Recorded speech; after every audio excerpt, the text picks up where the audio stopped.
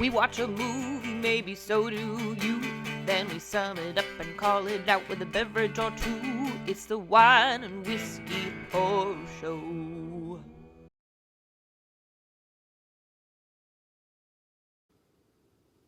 Cheers. That was it. Boom. Ready. Ready? Ready. Ready? Ready. Freddy. Ready? Okay. Tonight we did The Babysitter, which was trash. I'm just gonna say right up front, it's a bad movie. It knows it's a bad movie. But the things that are most problematic are it blames everything on the main woman character. The only people of color are also evil. So really the only good people in the whole movie are straight, cis, white men. Which brings us to our main character, whose name is Cole, the most popular name of like 2005 babies. He dresses like this. If you took like a quintessential, gonna be really hot, 12, 13-year-old, beautiful blonde white boy, and then like dressed him like this and they're like, he's a nerd. I never get to go Casey. Cole, the actor who plays Cole, is so hot right now. Oh, really? Let me see. God damn it. He's like a 10-year-old with really bad anxiety. Melanie is like his cute neighbor with minimal personality, but they're best friends. And their friendship is based on 2 conversations that they've had. Her dad's a douche. They're all boring as fuck, except for B, who's the evil babysitter. But she doesn't start evil, she starts hot and fun.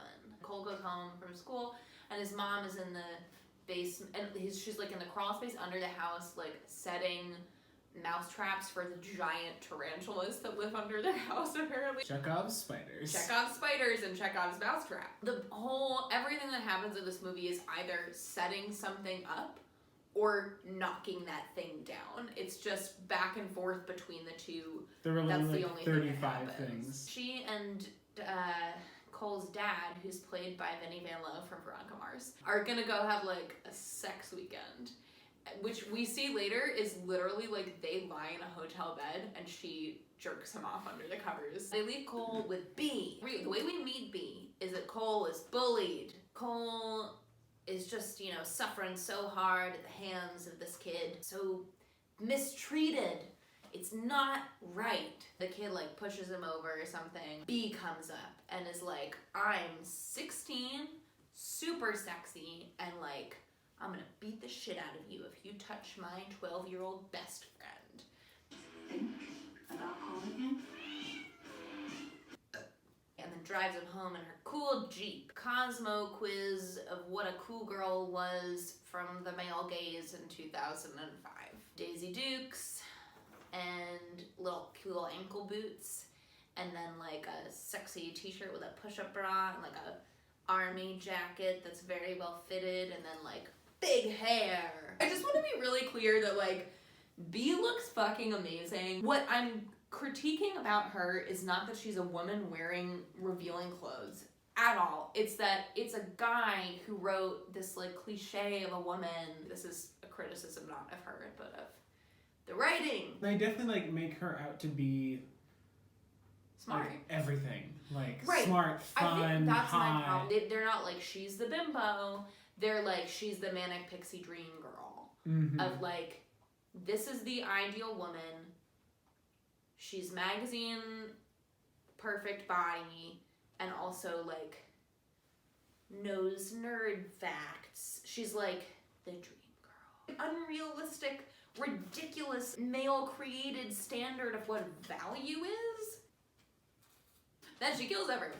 B's like, party! And Cole is like, I'm 12 now, so I think you're real sexy, and we're alone for the whole weekend. They have a pool, of course, so she's like, let's go swimming, here's my string bikini. She can wear whatever the fuck she wants. She can wear her string bikini, and it's not her problem to like cover up for him. They basically represent her as like milking it in this like weird that she's way, into it. where she's like, I know you want me so bad, and you're like, no, that's not what childcare is. He's getting ready for bed, and he is like, if I give you a shot, will you go to bed? And he's like, sure. So she gives him a shot, and he's like, aren't you gonna do it with me? So she goes to get herself one. He tosses it in the houseplant and poisons the houseplant.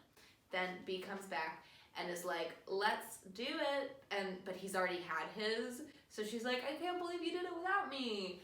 And then puts him to bed. Cole Skypes with Melanie because they're best friends who have never had any sexual tension until the movie. She's like, I bet that B has like boys over to fuck her all the time while she's babysitting you. And Cole is like, what? She would never. Melanie's like, she definitely does.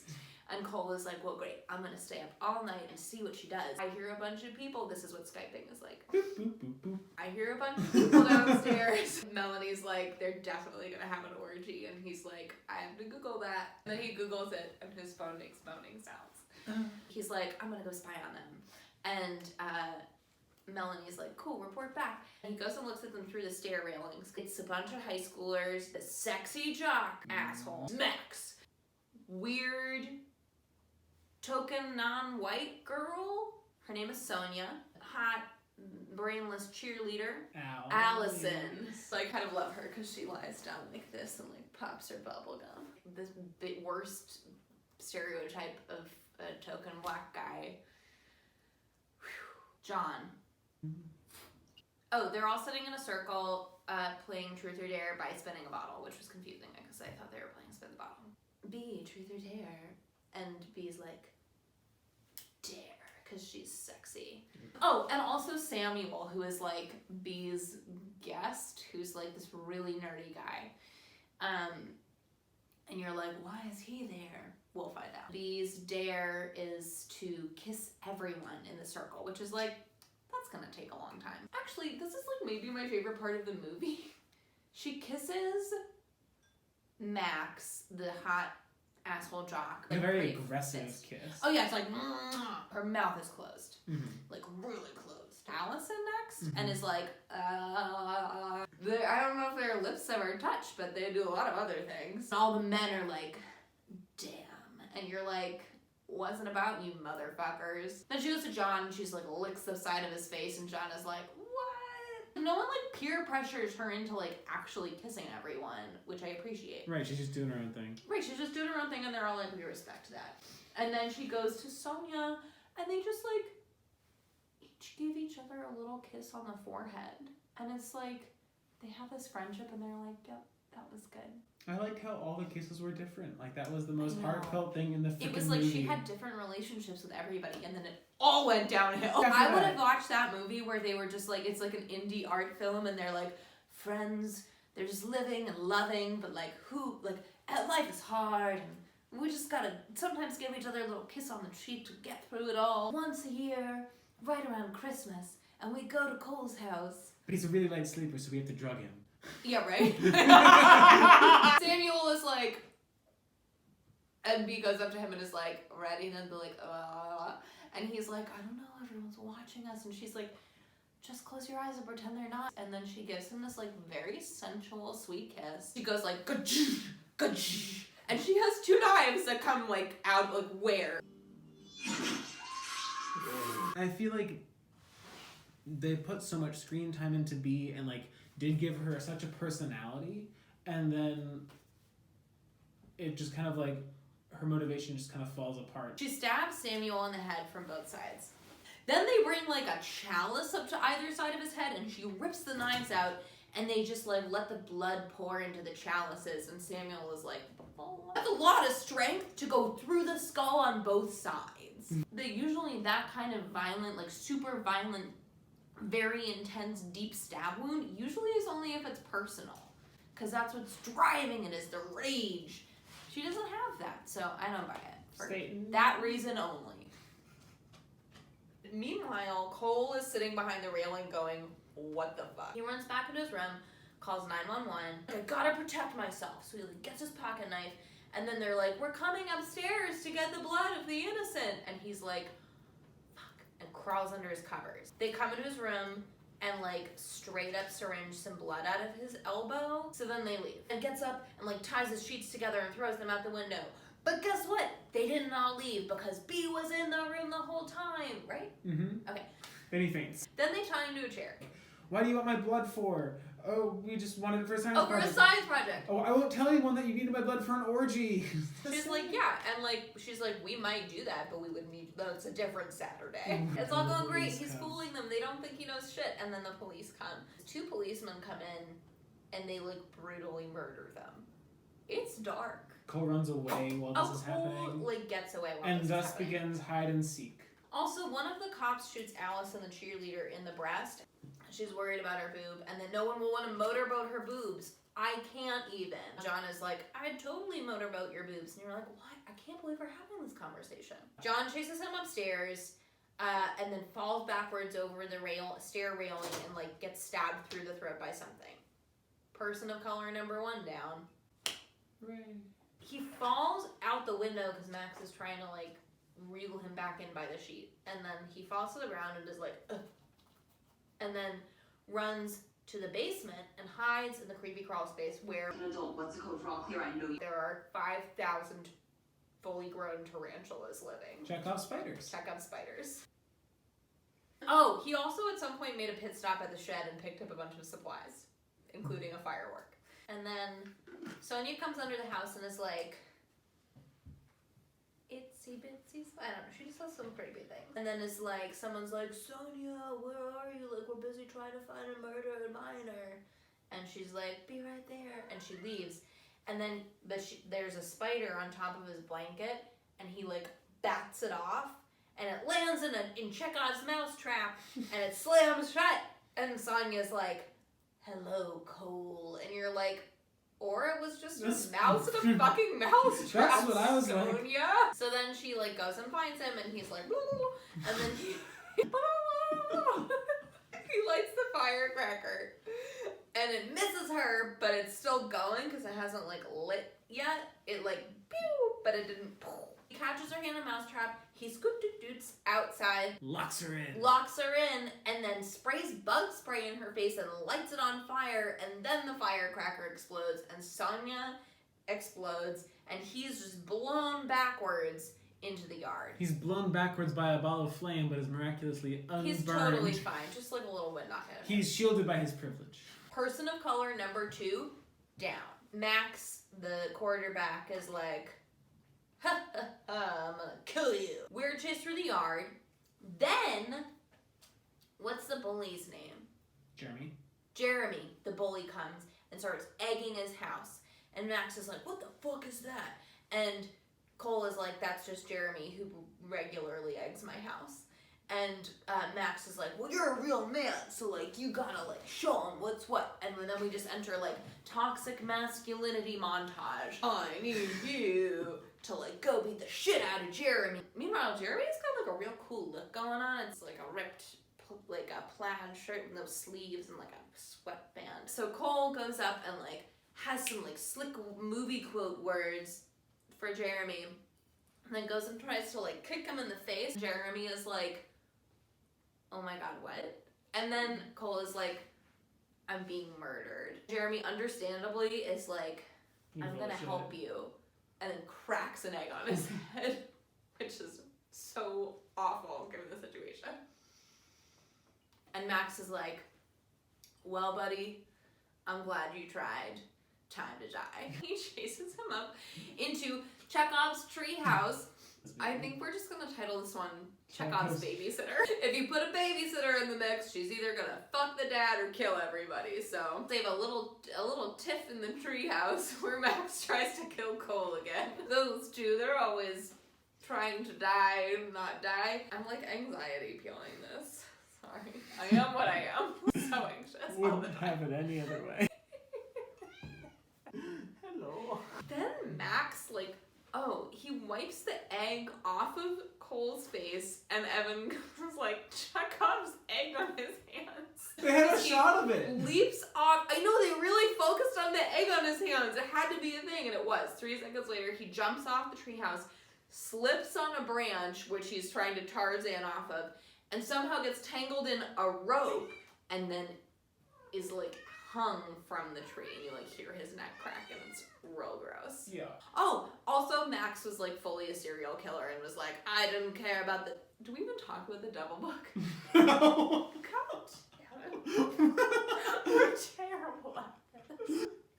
Wait, but we talked about the chalices. So after the chalices, so after they got all the blood from Samuel's head, and Cole is watching through the railing, B is like, we're doing a satanic ritual. I have this really old book. There's only one of it in the whole world. And it's like an ancient, papyrus text. And then they're like making some deal with the devil. The reason we didn't talk about it is because they never talk about what deal they're making, and they're just like, Satan. So there's a book. Anyway, it doesn't matter. Max was like, I'm not here for that shit. I just love to kill. I'm just here to kill people. And you're like, are we not gonna talk about that? Other plot line, he's a serial killer. It was just supposed to be Samuel. And he's like, I'm glad it turned into more. But he's dead now, so it's fine. So all we have left is B and Allison, the cheerleader, who's shot in the heart but somehow still alive.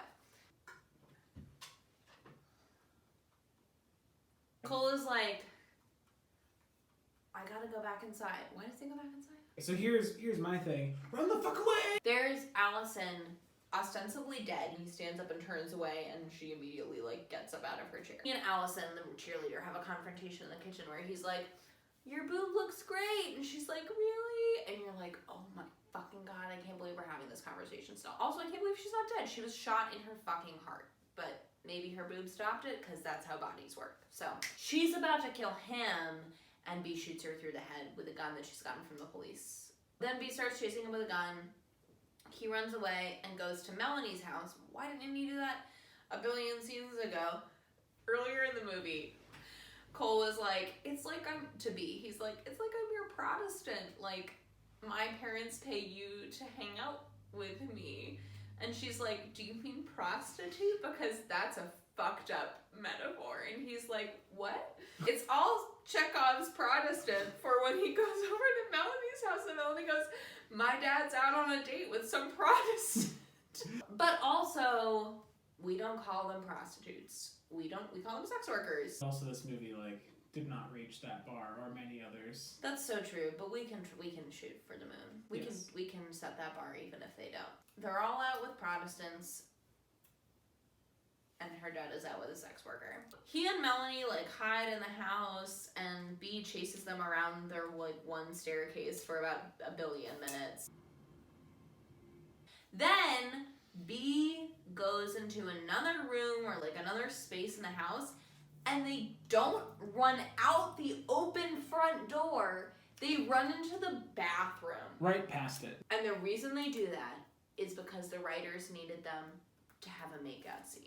They go into the bathroom and close the door, and they're like, thank God we got away into this one enclosed space. No I'm way. going to speak in a full volume. And you're like, you're going to die in a full volume. I don't even know what they talk about. She's It's like, bullshit. It's I so always knew bullshit. you had a big dick. And he's like, you're right, I did. And then they make out. That's pretty much what I gleaned from that conversation. Whatever character Melanie had, and just turn it into flirt time.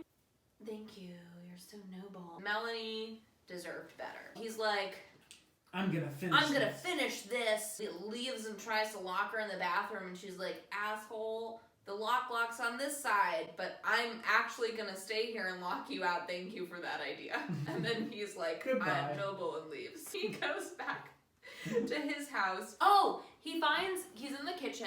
B finds him with the gun, and he's like, I have the devil's, the Satan papyrus book, and I'm gonna light it on fire if you don't tell me what the fuck this is all about. And B is like, not my book. Basically, they have a huge conversation over the book, and she's trying to explain, and it's sort of angsty and about their relationship, but also then he just straight up lights the book on fire and then runs yelling with it through the house. The relationship is so hard to believe. Either she is fully pretending and doesn't have empathy, or she does and wouldn't have done those things, but you can't have that both. And then he leaves, gets Melanie's douchey dad's car, his precious baby favorite item car. Chekhov's that he car. Chekhov's car. So Cole is terrified of driving, but balls out, sun's out, whatever. Melanie comes out pokes her head out the door because decides to come out of the bathroom and is like, good one, soldier. Cole full on drives. It's a muscle car, and he just From 0 to 100 a mile. it rolls over in the air. This is It took a lot of abdominal strength. He goes into the house and hits B and like basically takes both her legs off. Then he like climbs out of the rubble, hero style, and you're like, fuck this kid. Oh, okay. Boop, boop. Not the eggs. He and B have this like long heart-to-heart about like their relationship, friendship, and the weird lust. But we can start again. They were like, but she still loves him. He like climbs over the rubble outside and the music is like, bah, wah, wah, wah, wah. She dies. Oh yeah, she dies. The parents come back. Oh, and then Jeremy's there with his friends who are like, Cole is cool now. Because of toxic masculinity, they respect him. Jeremy is actually like, I don't know, man, fuck that. So, Right. props to Jeremy. I did like how Cole was like, not like, yeah, I did it. He's like, Cole is like, Feels- I'm gonna need 1 billion years of therapy. Exactly. But you know, every one of those kisses that Melanie puts on his cheek, 7 years of therapy. It's the woman's healing touch. You're fired. And then the parents get out and they're like, our child! And you're like, oh, are you back from your jerk-off vacation? That's kind of it. oh, then he has his pithy one-liner. I don't think I'll need a babysitter anymore. Ran this house. Killed like 50. What you'll need is a clinical psychologist. Themes. Oh. Chekhov. Chekhov! Childcare. Blood. Blood is always a theme. Knives. Blonde people. Theology. Spiders. Wasn't the greatest. No, it was pretty bad. Drat. Are you a queen? A little princess. Ow. There were some things that were like pretty explicitly like, okay, and like stereotypes and things like that. And then there were other things that just like aren't explicitly bad. No, Like having just- having a black kid who's bullying Cole, and like the history of like the white guy being the hero, and like how often that happens in cultural. Right. It's just a huge misrepresentation of reality. It's like, yeah, it's a funny movie, but it's problematic because it's perpetuating this idea that that is reality when it's so far from the truth. And it sucks too because like I like the vibe of like Home Alone nonsense. I do sometimes just want to watch a feel good movie about people going for a lake trip. We don't want this to happen. Sometimes. Oh my god, we need to watch, there's a Keanu Reeves movie that's called Lake House, Mm-hmm. and it's about him and Sandra Bullock. They exist, I think they like live in different years, but basically they like put letters in the mailbox together and then they like get each other's letters. Who would get stabbed? Keanu. That's our show, folks. Thanks for coming. Hey!